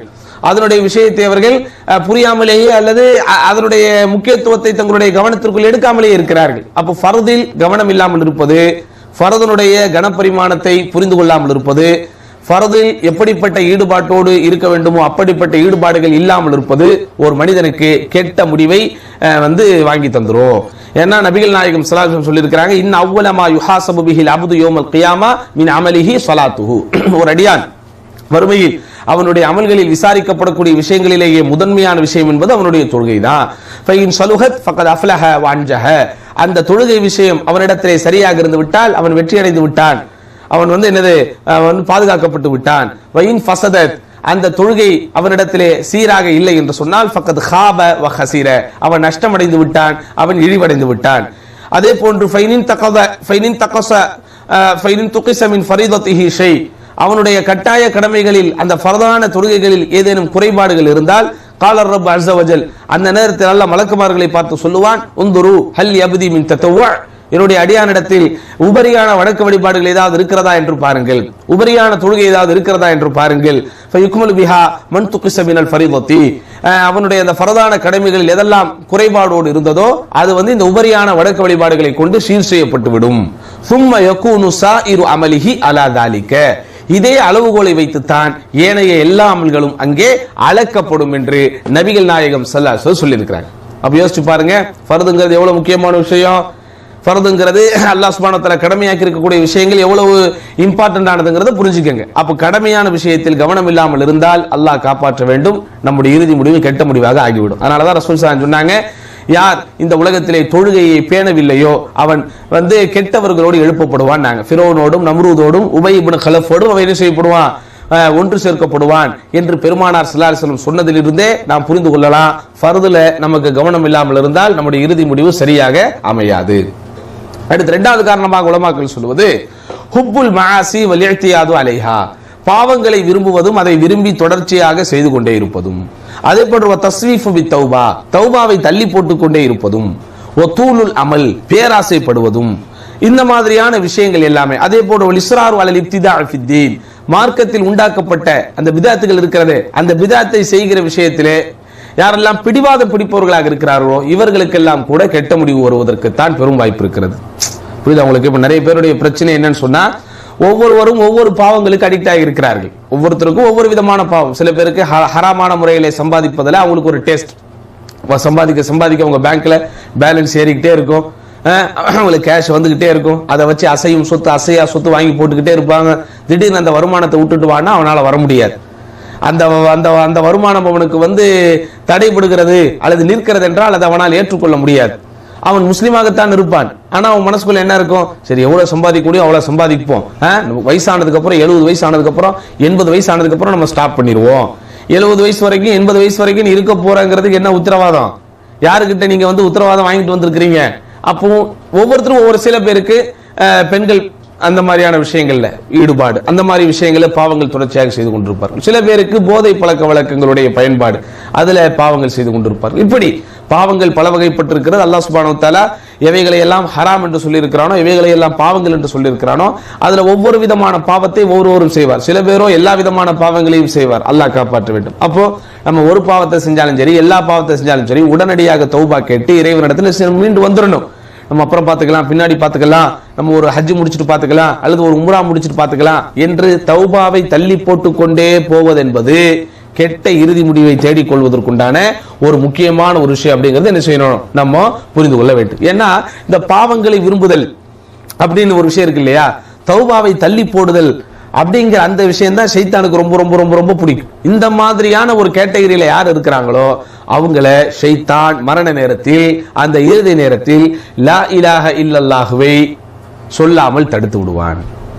மாஷாஅல்லாஹ் உலமாக்கள் இந்த லா இலாஹ இல்லல்லாஹ்வை இறுதி நேரத்தில் ஒருவர் சொல்லணும் அப்படிங்கிற ஒரு முயற்சியில வராம, அல்லது சுற்றி இருப்பவர்கள் அவனுக்கு லா இலாஹ இல்லல்லாஹ்வை சொல்லி என்று சொல்லி கொடுத்தாலும் அந்த லா இலாஹ இல்லல்லாஹ்வை சொல்ல முடியாமல் எத்தனையோ நிர்கதியான இழிவான நிலைகள் பலருக்கு ஏற்பட்டிருக்கிறது. அதை ஒவ்வொருவரும் அவங்களுடைய குடும்ப விவகாரங்களிலே கூட பார்த்திருக்கலாம். சரியா? அதே மாதிரி இந்த இடத்துல சொல்லும் போது ஒரு விஷயத்தை நம்ம சுட்டி காட்டணும். சில பேருக்கு நம்ம லா இலாஹ இல்லல்லாஹ் சொல்லுங்க, லா இலாஹ இல்லல்லாஹ் சொல்லுங்கன்னு சொல்லியிருப்போம். ஆனா அவங்க லா இலாஹ இல்லல்லாஹ் சொன்னதை நம்ம கேட்டிருக்க மாட்டோம். இன்கேஸ் அவங்க மனசுக்குள்ளேயும் சொல்லியிருக்கலாம். அதனால அந்த தல்கீன் சொல்லி கொடுப்பவர்கள், லா இலாஹ இல்லல்லாஹ் சொல்லி கொடுப்பவர்கள் உடனே வெளியே நான் லா இலாஹ இல்லல்லாஹ் சொல்லுன்னு சொன்னேன், அவன் கடைசி வரைக்கும் சொல்லல அப்படின்னு நம்ம என்ன செய்யக்கூடாது, அந்த இறந்தவர்களுடைய கண்ணியத்திற்கு புறம்பாக நம்ம பேசக்கூடாது. சரிதானா? ஏன்னா சில பேருக்கு நம்ம சொல்லி கொடுத்துருப்போம் லா இலாஹ இல்லல்லாஹ், சில பேர் அல்ஹம்துலில்லாஹ் சத்தமிட்டு சொல்லியிருப்பார்கள். சில பேருக்கு அந்த மரண நேரத்தில் ஏற்படக்கூடிய வலியின் காரணத்தினால் அவர்களுடைய வாய்ஸ் வெளியே வராத தவிர உள்ளுக்குள் அல்லாஹ் சொல்வதற்குண்டான பாக்கியத்தை கொடுத்திருப்பான். அதனால் இந்த மரண நேரத்தில் இருப்பவர்கள், அதாவது மரணிக்கக்கூடியவருக்கு பக்கத்தில் இருப்பதற்கு சில பேருக்கு ஒரு சில பாக்கியங்கள் கிடைக்கும். குறிப்பாக குளிப்பாட்டுவர்கள், உண்மையிலே இவங்கெல்லாம் சமுதாயத்தை ரொம்ப மதிக்கப்பட வேண்டியவர்கள், ரொம்ப கௌரவிக்கப்பட வேண்டியவர்கள். பல பேருக்கு அவருடைய பெற்ற பிள்ளைகள் கூட அதை செய்வதற்குண்டான வாய்ப்புகள் இருக்காது.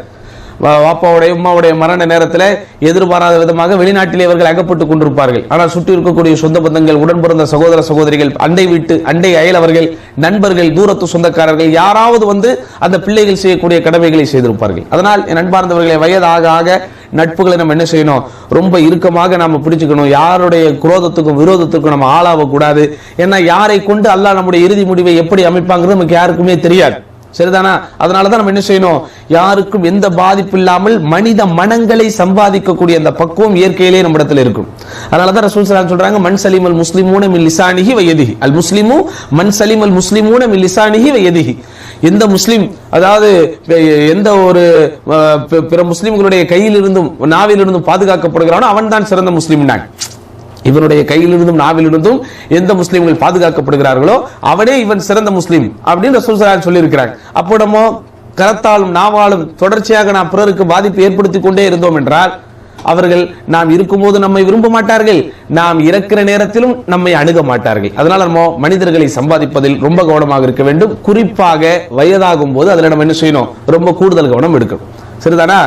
அப்போ இந்த லா இலாஹ இல்லல்லாஹ், அதே போன்று குளிப்பாட்டும் போது சில ரகசியங்களை நீங்கள் பார்ப்பீர்கள். அதையும் நம்ம என்ன செய்யக்கூடாது, வெளிப்படுத்தக்கூடாது. அதையெல்லாம் நபிகள் நாயகம் ஸல்லல்லாஹு அலைஹி வஸல்லம் வெளிப்படுத்தக்கூடாது என்று சொல்லி இருக்கிறார்கள். சரி, இப்போ இந்த லா இலாஹ இல்லல்லாஹ் சொல்லுங்கள் அப்படின்னு சுற்றி இருப்பவர்கள் வந்து தல்கீன், இதற்கு தான் தல்கீன் என்று சொல்லுவார்கள். நபி ஸல்லல்லாஹு அலைஹி வஸல்லம் கூட சொல்றாங்க, லக்கீன் வலா மௌதாக்கும் லா இலாஹ இல்லல்லாஹ். அதாவது மரணிக்கும் தருவாயில் இருப்பவர்களுக்கு லா இலாஹ இல்லல்லாஹ் சொல்லி கொடுங்கன்னு அவங்க சொல்லி கொடுத்துருக்காங்க. அப்ப அந்த லா இலாஹ இல்லல்லாஹ் சொல்லுங்கன்னு சுத்தி இருக்கிறவங்க சொல்லும் போது எல்லாருக்கும் அதை சொல்ல முடியாது. சில பேருக்கு சொல்ல முடியாது என்பதை காட்டிலும் எதெல்லாம் அந்த டைம்ல சொல்லக்கூடாதோ அதெல்லாம் அந்த டைம்ல சொல்லிடுவோம். அந்த மரணத்தினுடைய வலி வரும்போது லா இலாஹ இல்லல்லாஹ் சொல்லுங்க நம்ம சொல்லி கொடுப்போம். அப்போ அல்லாஹ் காப்பாற்ற வேண்டும்.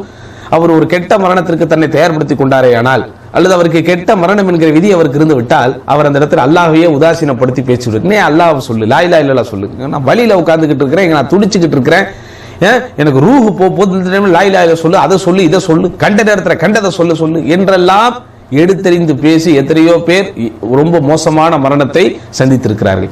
அதுதான் மஷாலோட மக்கள் சில உதாரணங்களை சொல்றாங்க. ஒரு நபரிடத்திலே போய் லா இலாஹ இல்லல்லாஹ் சொல்லு என்று சொல்லப்பட்டதாம். உடனே தாருல் ஃபுலானியா அஸ்லிஹு ஃபீஹா கதா வல் புஸ்தானுல் ஃபுலானி இஃபாலு ஃபீஹி கதா. அவருடைய சிந்தனை பூரா அவருடைய வீடு, அவருடைய தோட்டம் அதிலேயே இருந்திருக்கு. லா இலாஹ இல்லல்லாஹ் சொல்லு, லா இலாஹ இல்லல்லாஹ் சொல்லுன்னு சுத்தி உள்ளவங்க சொல்லும் போது அவர் அதை காது கொடுத்து கேட்காம, இல்ல அங்க வீடு இருக்கு அந்த வீட்டை வாங்கணும், அங்க ஒரு தோட்டம் இருக்கு அந்த தோட்டம் வாங்கணும், ஃபுல்லா ப்ராப்பர்ட்டி. அவர் மைண்டு பூரா எதுல இருந்திருக்கு, ப்ராப்பர்ட்டி. சில பேர் ப்ராப்பர்ட்டி வாங்கி போறதுலயே பைத்தியமா இருப்பான். ரைட்டு, அதாவது நமக்கு பயனுள்ள வகையில வாங்கி போட வேண்டியதான். நம்ம மரணத்திற்கு பிறகு நம்முடைய பிள்ளைகளை பிறரிடத்தில் கையேந்தும் நிலையில் விடாமல் ஓரளவிற்கு கண்ணியமான முறையில் விட்டு விட்டு செல்ல வேண்டும் என்பது பெருமானாருடைய வாக்குதான். ஆனால் அதற்காக அந்த ப்ராப்பர்ட்டி அதுக்கு பின்னாடி பைத்தியம் பிடிச்சு அலையக்கூடாது, நமக்கு கெட்ட மரணம் வரக்கூடிய அளவுக்கு. சரியா? அதே போன்று இன்னொரு உதாரணம் சொல்றாங்க. ஒரு இடத்துல போய் லா இலாஹ இல்லல்லாஹ் சொல்லு அப்படின்னு சொல்லப்பட்டுச்சு. உடனே அவர் லா அஸ்தத்தி நகூலஹா, லா இலாஹ இல்லல்லாஹ் அது என்னால சொல்ல முடியலையே, லா இலாஹ இல்லல்லாஹ்வை என்னால் சொல்ல முடியவில்லை என்கிற வாசகத்தை அவரால் பேச முடிகிறது, ஆனா அவரால் லா இலாஹ இல்லல்லாஹ் சொல்ல முடியல. இன்னும் சிலரிடத்திலே போய் லா இலாஹ இல்லல்லாஹ் சொல்லு அப்படின்னா அவர் வந்து எனக்கு அந்த பாட்டு போட்டு விடுங்க, அந்த இசையை போட்டு விடுங்க அப்படின்ட்டு. அது ஏன்னா நிறைய பேர் இசை பிரியர்கள், அதுவும் நம்ம நாட்டிலே இசை வெறியர்கள். உலகத்திலேயே இசை அமைப்பவர்கள், இந்த பாட்டுக்கு டியூன் போடுறவெல்லாம் பெரிய பெரிய ஆளா பார்க்கப்படக்கூடிய ஒரே நாடு இந்தியா போன்ற நாடாகத்தான் இருக்கும். 10 பைசாவிற்கு பிரயோஜனம் இல்லை. ஊர்ல உள்ள எல்லா மக்களுடைய மூளைகளை மழுங்கடிக்க செய்யக்கூடிய முக்கியமான ஒரு வேலையை இந்த உலகத்திலே செய்கிறது எதுன்னு சொன்னா இசை. அதனாலதான் இஸ்லாமிய மார்க்கம் இசையை தடை செய்கிறது. இசை உபகரணங்களை எல்லாம் இஸ்லாமிய மார்க்கம் வெறுத்து ஒதுக்குகிறது. ஆனா பல பேருக்கு இசையை கேட்டாதான் அவனுக்கு தூக்கம் வரும், இசையை கேட்டாதான் அவனுக்கு அமைதி வரும், அவர் கோபத்தில் இருந்தா அவர் இசையை போட்டார்னா அவருக்கு டென்ஷன் போயிடும். இப்படியும் பல மனநோயாளிகள் இந்த உலகத்திலே வாழ்ந்து கொண்டிருக்கிறார்கள். எந்த அளவிற்கு அவன் இசையின் மீது ஈடுபாடோடு இசை அவனிடத்தில் ஈர்ப்புக்குரிய ஒன்றாக இருக்கும் என்றால், மரணிக்கிற நேரத்திலும் அப்படியே இசையை போட்டுக்கிட்டே கேட்டு அந்த சைத்தானை கேட்டுக்கிட்டே சாவக்கூடிய நிலைமையும் பல பேருக்கு ஏற்பட்டிருக்கிறது. அதனால அதிலே நம்ம என்ன செய்யணும், கவனமா இருக்கணும். இன்னும் சில பேருக்கு லா இலாஹ இல்லல்லாஹ்வை சொல்ல விடாமல் தடுக்கக்கூடிய காரணம் என்னன்னா, அவனுக்கு இறைவனை பற்றிய அந்த எண்ணத்தில் வரக்கூடிய ஒரு நிராசை. உதாரணமாக லா இலாஹ இல்லல்லாஹ் சொல்லுங்க அப்படின்னா, இப்போ நான் லா இலாஹ இல்லல்லாஹ் சொல்லி என்ன ஆக போகுது, நான் தான் எந்த பாவத்தையும் செய்யாம இல்லையே, எல்லா பாவத்தையும் செஞ்சுட்டேன், எல்லாருக்கும் கஷ்டம் கொடுத்துருக்கிறேன், நான் பல்வேறு விதமான பிரச்சனைகளை பண்ணியிருக்கிறேன், நான் லா இலாஹ இல்லல்லாஹ் சொல்ல மட்டும் அல்லாஹ் என்னை மன்னிச்சிருவானா என்கிற எண்ணம் நிறைய பேருக்கு மரண நேரத்திலே வரும். அப்படி நம்ம நினைக்கவே கூடாது. நமக்கு மன்னிப்பு தரக்கூடியவன் அல்லாஹ். நமக்கு மன்னிப்பை தரக்கூடியவன் யாரு? அல்லாஹ். அந்த அல்லாஹ் சொல்லுகிறான், இன்னல்லாஹ யக்பலு தௌபத்தல் அப்தி மா லம் யுகர்கிர். எப்படி தொண்டை குழியை உயிர் அடைகிறதே அந்த தருணம் வரைக்கும் ஒரு அடியானுடைய தௌபாவை அல்லாஹ் ஏற்றுக்கொள்கிறான். நபிகள் நாயகம் ஸல்லல்லாஹு அலைஹி வஸல்லம் சொன்னாங்க, காலையில் பாவம் செய்பவர்களை எல்லாம் மாலையில் மன்னிக்கிறான், மாலையில் பாவம் செய்பவர்களை காலையில் மன்னிக்கிறான். 99 அல்ல 100 கொலை செய்தவனை அல்லாஹ் சுப்ஹானஹு வ தஆலா மன்னித்தவனுக்கு சொர்க்கம் என்று தீர்ப்பளித்திருக்கிறான். நீங்க என்ன 100 கொலை செஞ்சிட்டீங்களா? நீங்க என்ன 100 கொலைகள் செய்யக்கூடிய அளவிற்கு கொடூரமானவர்களாக வாழ்ந்து விட்டீர்களா? அப்படிலாம் இல்லை. நம்ம யாரும் நம்மளை பத்தி அப்பர் எஸ்டிமேட் செய்யக்கூடாது என்பதை போலவே அண்டர் எஸ்டிமேட்டும் செய்யக்கூடாது. அப்பர் எஸ்டிமேட், அண்டர் எஸ்டிமேட் என்று 2 வார்த்தை ஆங்கிலத்தில் அழகாக சொல்லுவார்கள். அப்பர் எஸ்டிமேட் என்றால் என்ன? எனக்கென்று அல்லாஹ் எந்த தகுதியை கொடுத்திருக்கிறானோ, எந்த தகைமையை கொடுத்திருக்கிறானோ அதற்கு மேல் உள்ளவன் என்றே என்னை எப்போதும் நான் எண்ணிக்கொள்வது. பெருமை, அகங்காரம், ஆணவம், தற்பெருமை இதெல்லாம் வர்றது இந்த அப்பர் எஸ்டிமேட்னால. அண்டர் எஸ்டிமேட் என்று ஒன்று இருக்கிறது. அதுதான் மனிதனுக்கு தாழ்வு மனப்பான்மையை தரக்கூடியது. என்னாலெல்லாம் முடியுமா, நான்லாம் செய்வனா, இதெல்லாம் நமக்கு நடக்குமா, இதெல்லாம் எப்படி என்னால என்றே அவன் தன்னை பற்றி கோழைத்தனமாகவே சிந்தித்துக் கொண்டிருப்பான். 2 இஸ்லாமிய மார்க்கம் தடுக்குது. நீ உன்னை பெருசாவும் நினைக்காத, சிறுசாவும் நினைக்காத. எது நமக்கு நம்ம அல்லாஹ்வுக்கு அடிமை அப்படின்னு நம்ம நினைச்சுக்கிட்டு நம்மளால என்ன செய்ய முடியுமோ அதை நம்ம செஞ்சுக்கிட்டே போகணும். நம்ம யாருக்கும் பணியவும் தேவையில்லை, யாருக்கும் குனியவும் தேவையில்லை. நம்ம யாரை விட உயர்ந்தவர்களும் இல்லை, யாரை விட தாழ்ந்தவர்களும் இல்லை. எல்லாரும் பள்ளிவாசலுக்கு போய் நின்னா எப்படி சரிக்கு சமமா நிக்கிறோமோ, தவாஃப் பண்ண போனா எல்லாரும் எப்படி சரிக்கு சமமா தவாஃப் செய்யறோமோ அப்படித்தான் நம்ம நினைத்துக் கொள்ள வேண்டுமே தவிர, எனக்கு காசு இருக்குது, பணம் இருக்குது, படிப்பு இருக்குது, அழகு இருக்குது, நல்ல கலர் இருக்கு, நிறைய பெரிய வீடு வச்சிருக்கிறேன், நல்ல வாகனம் வச்சிருக்கிறேன் என்பதையெல்லாம் நாம் நினைத்துக் கொண்டு நம்மை உயர்வானவர்களாக நினைத்துக் கொள்ளக்கூடாது. அல்லது நான் அடிக்கிய இந்த விஷயத்தில் ஏதேனும் ஒன்றோ அல்லது எதுவுமே இல்லை என்பதனாலும் நம்மை தாழ்ந்தவனாகவும் நினைக்கக்கூடாது. யாராக இருந்தாலும் தாயின் கருவின் வழியாகத்தான் வருகிறான், எவனாக இருந்தாலும் மண்ணின் வழியாகத்தான் போகிறான். பெரிய செல்வ சீமான் என்பதனால் அவன் தாயினுடைய கருவில் வராமல் வாய் வழியாக வந்து விடுவானா? எவனாக இருந்தாலும் வர முடியாது. மரணித்து விட்டான் என்பதனால் அவனை மண்ணுக்குள் அடக்காமல் விண்ணுக்குள் கொண்டு போய் அடக்க முடியும்? நோ. அப்ப உலகத்தில் அல்லாஹ் மனிதர்கள் அனைவரையும் ஆதமின் மக்களாகத்தான் படைத்திருக்கிறான். அதனால நம்ம செஞ்ச பாவங்கள் ஷைத்தான் நமக்கு ஒரு பெரிய விஷயமா மனசுக்குள்ள கொண்டு வந்து குழப்ப வச்சு, அட நான் இவ்வளவு பாவம் செஞ்சுட்டேனே, எனக்கு எப்படி தௌபா கிடைக்கும், நான் எப்படி லா இலாஹ இல்லல்லாஹ் சொல்ல முடியும் அப்படின்னு நான் சொல்லிக்கிட்டே இருக்கும், உயிர் போயிடும். அதனால் நண்பார்ந்தவர்களே, எல்லாருக்கும் மரணம் நிச்சயம் இருக்கிறது. அதனால நம்ம எப்பவுமே லா இலாஹ இல்லல்லாஹ் சொல்லிக்கிட்டே இருக்கும். எப்பவுமே லா இலாஹ இல்லல்லாஹ், அதுக்காக நம்ம மரணிக்கிற டைம்ல தானே அதை சொல்லணும்னு நினைக்காதீங்க. எப்பவுமே நம்ம லா இலாஹ இல்லல்லாஹ் சொல்லிக்கிட்டே இருக்கணும். லா இலாஹ இல்லல்லாஹ் ரொம்ப அற்புதமான ஒரு திக்ரு.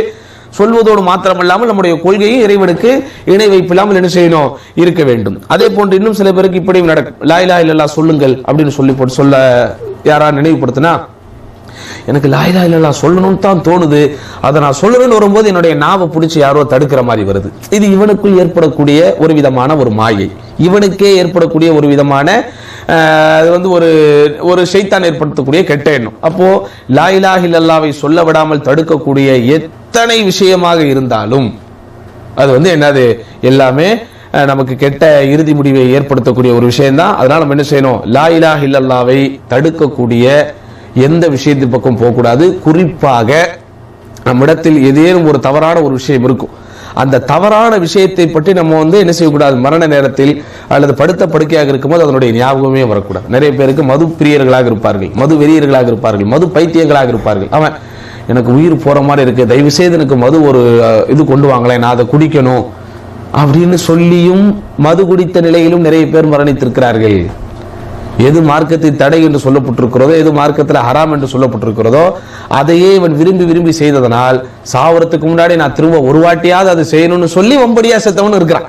அப்ப அதனால நண்பார்ந்தவர்களே, நம்ம என்ன செய்யணும், நம்ம அல்லாஹ்வின் பக்கம் முற்றிலுமாக மீண்டு இறைவனின் பக்கம் முற்றிலுமாக மனம் திரும்பி எப்போதும் இந்த லா இலாஹ இல்லல்லாஹ் திக்ரை நாம் சொல்லிக் கொண்டே இருந்து மரண நேரத்திலும் அதை சொல்வதற்குண்டான ஒரு முயற்சி அல்லது ஒரு பாக்கியம் அல்லாஹ்வினால் நமக்கு கிடைக்கப்பட வேண்டும் அப்படிங்கறத என்ன செய்யணும், ரொம்ப கவனமா இருக்கணும். அடுத்து இந்த கெட்ட முடிவு ஏற்படுவதற்குண்டான மிக முக்கியமான காரணங்கள் ஒரு காரணம் என்னன்னா, அல் இன்கிபாபு அல துனியா வ தலபிஹா. துனியா அதாவது உலகத்தினுடைய நலன்களை, உலகத்தினுடைய அந்த வளங்களை பெறுகின்ற விஷயத்தில் அபரிமிதமாக ஈடுபடுவது. எப்பவுமே அவன் மைண்ட்ல துனியா துனியா துனியா துனியா, பேங்க் பேலன்ஸ், கேஷ், இதே தான் அவன் மைண்ட்ல போயிட்டே இருக்கும். அதுவும் கெட்ட முடிவுக்கு உண்டான ஒரு அடையாளம். ஏன்னா அதுதான் லா இலாஹ இல்லல்லாஹ் சொல்ல விடாம நமக்கு தடுத்துருது. அல்லாஹ் காப்பாற்றணும். அதனாலதான் நபி ஸல்லல்லாஹு அலைஹி வஸல்லம் கேட்கக்கூடிய ஒரு துவா இப்படி ஒரு துவா இருக்குது. எப்படி?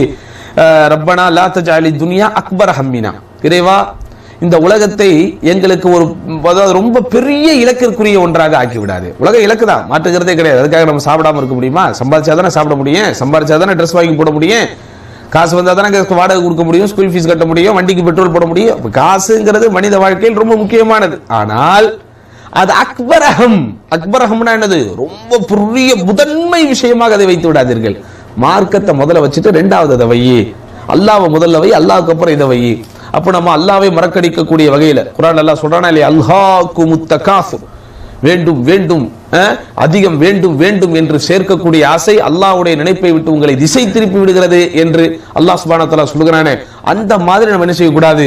உலகத்திற்கு பின்னாடி போகக்கூடாது, உலகத்தினுடைய அலங்காரங்கள்ல மூழ்கக்கூடாது, உலகத்தினுடைய சுகங்களை அனுபவித்தே தீர வேண்டும் என்று உடலை பக்குவப்படுத்திக் கொள்ளக்கூடாது. இன்னைக்கு நமக்கு நிறைய பிரச்சனை என்ன, இந்த பாடி வந்து என்ன செய்யுது, ரொம்ப கம்ஃபர்ட் எதிர்பார்க்குது. ஓரளவுக்கு தான் கம்ஃபர்ட் எதிர்பார்க்குது. கம்ஃபர்ட் அப்படிங்கிறது ரைட் முக்கியமானதுதான். ஆனா கம்ஃபர்ட் இவனுக்கு கிடைக்காட்டா எல்லாத்தையுமே இழந்ததை போல ஒரு உணர்வுக்கு வந்து விடுகிறான். ஏசியோட வாழ்றது, ஏசி இல்லாம வாழ்றது கம்பேர் பண்ணும்போது ஏசியில் வாழ்றது உண்மையிலே ரொம்ப ஓகே தான். ஆனா அந்த ஏசி இல்லைன்னா என்னால உட்கார முடியாது, அந்த ஏசி இல்லாட்டா என்னால இருக்க முடியாது, அந்த ஏசி இல்லைன்னு சொன்னா டென்ஷன் வந்துடும் எனக்கு, அப்படிங்கிற அளவுக்கு இன்றைக்கு இந்த உடல் என்ன ஆயிடுச்சு, அந்த கம்ஃபர்ட்டுக்கு பழகி விட்டது. அதெல்லாம் நம்ம கொஞ்சம் என்ன செய்யணும், நல்ல முடிவு வரணும்னு ஆசை இருந்தா கொஞ்சம் நம்ம அளவோட இருக்கணும். எந்த விஷயமாக இருந்தாலும், உணவு விஷயமாக இருந்தாலும் சரி, அல்லது இல்வாழ்க்கை சம்பந்தப்பட்ட விஷயம், எல்லாத்திலையும் ஒரு அளவை நம்ம மெயின்டைன் பண்ணால் மட்டும்தான் இந்த உலகம் வந்து நமக்கு அக்பரஹமாக ஆகாது. அக்பரஹம்னா என்னது? மிகப்பெரிய சிந்தனைக்குரிய இலக்கிற்குரிய ஒன்றாக அது ஆகாது. அல்லாஹ் குர்ஆனிலே சொல்கிறான், இன்னல்லதீன லா யர்ஜூன லிகாஅனா, யார் நம்மை சந்திப்பதை விரும்பவில்லையோ, வரது பில் ஹயாத்தி துன்யா, இந்த உலக வாழ்க்கையை பொருந்திக் கொள்கிறாரோ, வத்துமஅன்னு பிஹா, இந்த உலகத்தை கொண்டே அவர் சந்தோஷத்தையும் அடைகிறாரோ, வல்லதீன ஹும் அன் ஆயாத்தினா காஃபிலூன், நம்முடைய வசனங்களை விட்டு பாராமுகமாக இருக்கிறாரோ, கவனம் இல்லாமல் இருக்கிறாரோ, உலாயிக மஅவாஹுமுன் நார், அவருடைய தங்குதளம் தான் நரகம், பிமா கானு யக்ஸிபூன், அவர்கள் சம்பாதித்தனுடைய அந்த தீமையின் விளைவு என்று அல்லாஹ் சூரா யூனுஸ் என்கிற அத்தியாயத்தின் 7வது 8வது வசனத்திலே சொல்லுகிறான். அப்ப அதனால உலகத்துக்கு என்ன செய்யணும், நம்ம இம்பார்ட்டன்ட் கொடுக்கணும், தப்பில்லை. ஆனா அதுக்கு எவ்வளவு கொடுக்கணுமோ அவ்வளவு அளவுல கொடுக்கணும். ரொம்ப உலகம் நம்ம பின்னாடி போனோம்னா நிச்சயமா அந்த உலகம் என்ன செஞ்சிடும், நம்மள மறுமையை நினைக்க விடாமல், மன்னரையை நினைக்க விடாமல், மறுமையின் மேலான சொர்க்கத்தை நினைக்க விடாமல் அது வந்து அப்படியே என்ன செஞ்சிடும், தடுத்துரும். இப்படிதானே? இது எல்லாமே ஒரு விதமான ஒரு ஃபீலிங் தான். உலகத்துல ஒரு சில விஷயங்கள் நமக்கு இருக்கும், அது அதிக விருப்பத்திற்குரியதாக அது வந்து விட்டால் ஏனைய எல்லா விஷயத்தையும் அது மறைத்து விடும். உதாரணமாக புதிதாக திருமணமானவர்களுக்கு அந்த அனுபவம் எல்லாருக்கும் இருக்கும். புதுசா கல்யாணம் ஆகும்போது பொண்டாட்டி மேல ஒரு மோகம் ஒன்று வரும், ஒரு மனைவியின் மீது ஒரு ஈர்ப்பு ஒன்று வரும். அந்த ஈர்ப்பு எந்த அளவுக்கு இருக்குன்னு சொன்னா, வாப்பா அம்மா அண்ணன் தம்பி ஊரு உறவு சொந்த பந்தம் எல்லாத்தையும் அவனுக்கு மறக்கடிக்க வச்சிடும். சில பேருக்கு அதே போன்று பதவி என்கிற ஒரு போதை, அந்த பதவி என்பதை அவன் அடைவதற்கு, அந்த அங்கீகாரத்தை அவன் பெறுவதற்கு, பிறருடைய பாராட்டையும் புகழையும் அவன் அடைவதற்கு அவன் எடுக்கக்கூடிய முயற்சி எந்த அளவுக்கு இருக்கும்னா, அந்த பாதையில் யார் வந்தாலும் வெட்டி தள்ளு, யார் வந்தாலும் உடைச்சு உதறி தள்ளு என்கிற அளவிற்கு உண்டான நிலைமைகளுக்கு அவன் போய்விடுவான். சில பேர் அதே மாதிரி காசு பணம் அதை சேர்க்கிற விஷயத்துல அவனுக்கு எந்த அளவுக்கு மயக்கம் வந்துடும் சொன்னா, காசு பணம் வந்தா நான் யாரா இருந்தாலும் பார்க்க மாட்டேன், சொந்த பந்தம்லாம் அப்புறம், காசு விஷயத்துல ரொம்ப கராரா இருக்கணும் என்று அந்த காசு பணம் என்கிற தேடல் விஷயம் உலகத்தில் உள்ள எல்லாத்தையும் அவனுக்கு வந்து என்ன செஞ்சிருது, மறக்க வைத்து விடுகிறது, மறைக்க வைத்து விடுகிறது, மறுக்கவும் வைத்து விடுகிறது. அப்ப அந்த மாதிரி நம்ம என்ன செய்யக்கூடாது, அந்த துனியாவை ரொம்ப ரொம்ப ரொம்ப ரொம்ப ரொம்ப கனத்துக்குரிய ஒன்றாக ஆக்கி விடாமல் எவ்வளவு தேவையோ அப்படி நம்ம என்ன செஞ்சுக்கணும், இருந்துக்கணும். அடுத்து கெட்ட இறுதி முடிவு வருவதற்குண்டான முக்கியமான ஒரு விஷயங்கள் என்ன சொன்னா, அம்ராதுல் கல்ப், உள்ள நோய்கள். உள்ளத்துக்குன்னு சில நோய்கள் இருக்கு, உடலுக்குன்னு எப்படி நிறைய நோய்கள் இருக்கிறதோ அதே போன்று உள்ள சம்பந்தப்பட்ட நோய்களும் இருக்கு. உள்ள சம்பந்தப்பட்ட நோய்னா ஹார்ட் பேஷண்டா நினைச்சிடாதீங்க. அந்த அதாவது உள்ளத்தை பாதிக்கக்கூடிய, மார்க்கம் உள்ளத்தை அரிக்கக்கூடிய நோய்கள் என்று சில விஷயங்களை சொல்லியிருக்கிறது. பொறாமைப்படுவது, பேராசைப்படுவது, தவறெண்ணம் கொள்வது, இந்த மாதிரியான விஷயங்கள் சரியா. அதே போன்று இந்த ஹக்குதுனா என்னது, வஞ்சம், பழி தீர்ப்பது, இந்த மாதிரி எதெல்லாம் இஸ்லாமிய மார்க்கம் வந்து உள்ளத்தை அரிக்கக்கூடிய விஷயங்களாக சொல்லி இருக்கிறதோ, மோசடி செய்வது, பெருமை கொள்வது, ஏமாற்றுவது, சூழ்ச்சி செய்வது, சதி செய்வது, பிறரை மட்டமாக நினைப்பது, அநியாயம் செய்வது, இதெல்லாம் வந்து உள்ளங்களை அரிக்கக்கூடியது.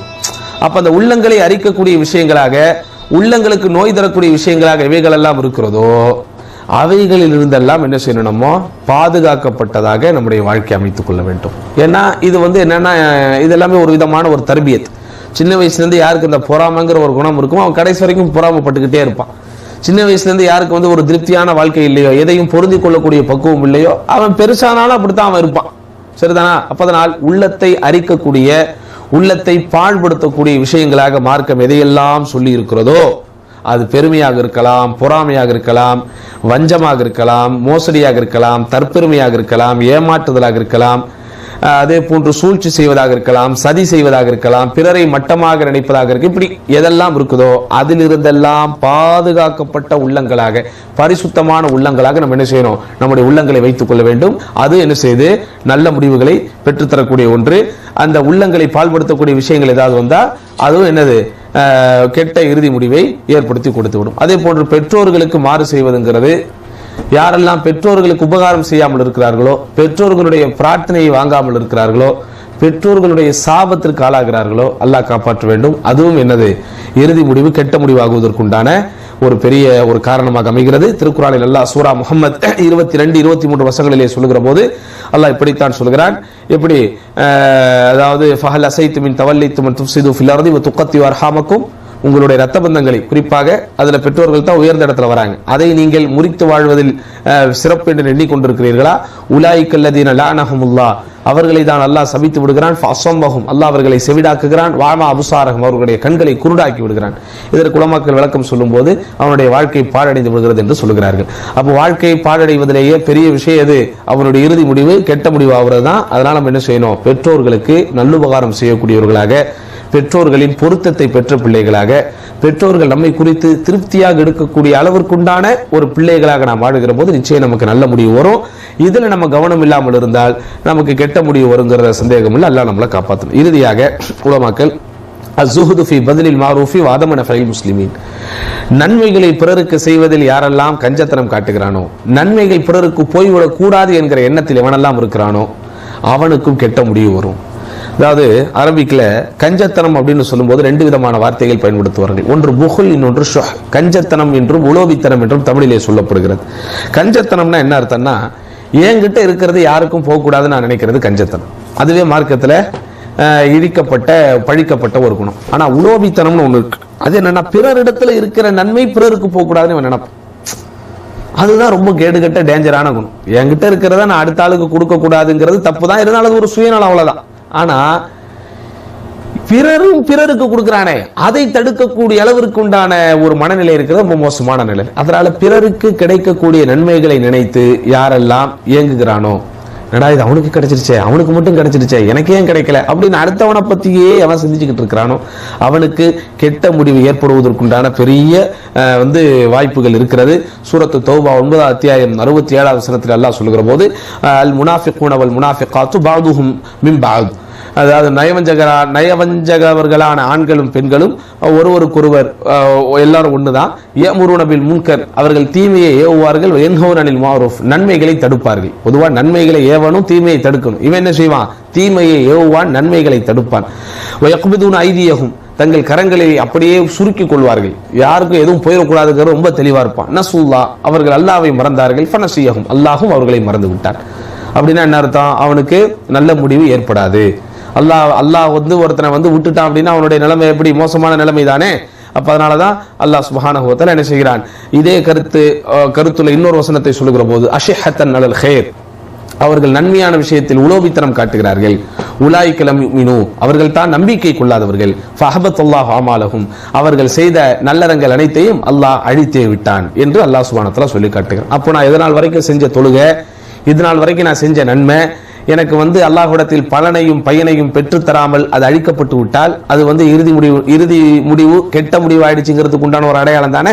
அப்ப அதனால என்ன செய்யணுமோ, எதெல்லாம் இறுதி முடிவை கெட்ட முடிவாக ஆக்கக்கூடிய காரணங்களாக இருக்கிறதோ அவைகள் அனைத்திலிருந்தும் விடுபட்டு ஒதுங்கி வாழக்கூடிய ஒரு நல்ல மனிதர்களாக இந்த உலகத்தில் வாழணும். அதனாலே நண்பார்ந்தவர்களே, இந்த உலகம் உண்மையிலேயே நாம் பார்க்கும்போது பசுமையானதாகவும் இனிமையானதாகவும் தெரியும். ஆனால் மரணம் என்கின்ற ஒன்றை நாம் அனுபவிக்கிற போது நமக்கு இந்த உலகத்தில் எதையும் நம்மளால பார்க்க முடியாது, எதையும் நம்மளால கேட்க முடியாது.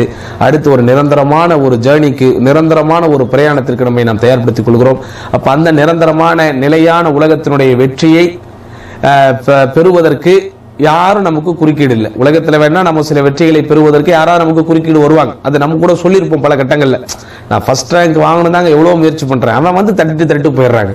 எனக்கு கிடைச்சிருக்க வேண்டிய மேனேஜர் போஸ்ட் அவன் வந்து தட்டிட்டு போயிட்டான், எனக்கு கிடைச்சிருக்க வேண்டிய பொண்ணு அவன் வந்து தட்டிட்டு போயிட்டான். இப்படி எல்லாத்தையும் நம்ம சொல்லியிருப்போம். ஆனா உங்களுக்கு கிடைக்கக்கூடிய நல்ல முடிவை யாரும் தட்ட போறதில்லை. அது நம்ம கையில தான் இருக்கு, குறிப்பா நம்ம வாயில தான் இருக்கு. அதனால நம்ம லா இலாஹ இல்லல்லாஹ் சொல்லணும், நம்ம வந்து பிறருக்கு நன்மைகள் செய்யணும், அல்லது நம்மளால பிறருக்கு நன்மைகள் போதோ இல்லையோ குறைஞ்சபட்சம் தீமைகள் போகாமையாவது வாழ்ந்து நம் மீது சுமத்தப்பட்டிருக்கக்கூடிய கடமைகளை கரெக்டா செஞ்சுக்கிட்டு, நான் உண்டு என் வேலை உண்டு, என்னால் முடிஞ்சா 4 பேருக்கு நல்லது செய்வேன், ஆனா எந்த காரணத்தை கொண்டு என்னால யாருக்கும் தீங்கோ தீமையோ வராது என்கிற ஒரு குறைந்தபட்ச செயல் திட்டத்தை, ஒரு கொள்கையை உருவாக்கி ஒவ்வொருவரும் வாழ்ந்து மறைவார்களே ஆனால் நிச்சயமாக அவர்களுடைய மரணம் நல்ல மரணம். அப்படிப்பட்ட நல்ல மரணத்தை வல்ல ரஹ்மான் அனைவர்களுக்கும் தர வேண்டும் என்று நாம் அனைவரும் பிரார்த்திப்போம். இந்த உலகத்திலே வாழ்கிற போது, இறைவனிடத்திலே கையேந்தி கேட்கிற போது, உலகத்தின் நலங்களுக்காக வளங்களுக்காக எவ்வளவோ அழுது கேட்டிருக்கிறோம். நம்முடைய ஆரோக்கியத்திற்காக கேட்டிருக்கிறோம், நம்முடைய பொருளாதார மேம்பாட்டிற்காக கேட்டிருக்கிறோம். நாம் சிக்கிக் கொண்டிருக்கக்கூடிய பிரச்சனைகளில் இருந்து, சிக்கல்களில் இருந்து இலகுவான முறையிலே விடுபட வேண்டும் என்பதற்காக எத்தனையோ முறை அல்லாஹ்விடத்திலே மன்றாடி இருக்கிறோம், அழுதிருக்கிறோம், தொழுதிருக்கிறோம். ஆனால் என்னுடைய மரண நேரம் நல்ல மரணமாக ஆக வேண்டும் என்று அல்லாஹ்விடத்தில் ஒரு முறையாவது நாம் கண்ணீர் விட்டு சிந்தித்திருக்கிறோமா என்பதை நாம் கவலையோடு சிந்தித்து பார்த்து அந்த இறுதி முடிவு நல்ல முடிவாக வேண்டும் என்கிற ஒரு நல்ல நினைப்போடு நம்முடைய வாழ்க்கையை நாம் அமைத்துக் கொள்வோம். முடிந்த வரைக்கும் நல்லறங்கள் செய்வோம்.